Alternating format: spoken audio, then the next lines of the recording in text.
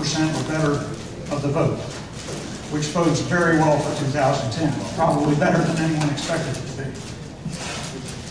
As far as myself as a candidate, I think the things you need to look at will make a determination whether I'm the best candidate. It's freezing today. Those things are, how closely does a candidate match your principles? There's a heater over there. How much in common do you have I with brought that it from candidate? home. It doesn't matter what your principles are as much as that you're hiring someone to do a job that you believe they will do the way you would do it. Wow. I know most of the people in the room, and I think some of them at least have learned what I'm about, but I am going with the intention and running with the intention of doing more than just sticking within the Constitution and living with what we have right now. I would like to go to Washington with the idea of I've been wanting finding to people paper to build a since- coalition to actually reduce the size of the federal I guess you can get up and say a prayer when he's done. We've already started without you. Has no justification under the Constitution. I'm talking about cutting the budget significantly. I'm talking about revamping Hi, the Kathy. entire budget process to where they start out with a fixed amount of money based on the previous year.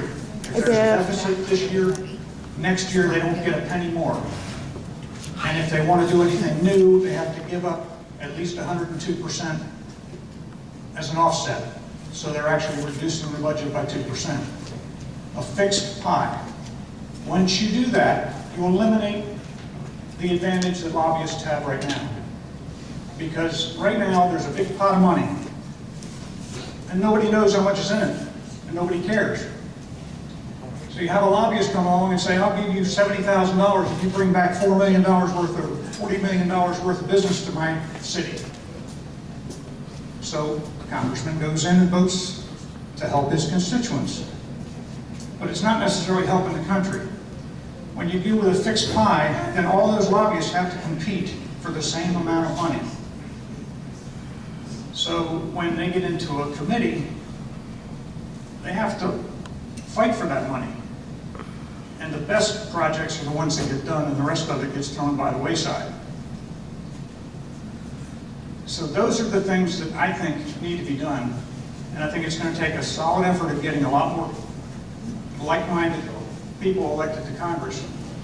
And if we do, then I think we've got a real chance of turning this country back into something we can live with.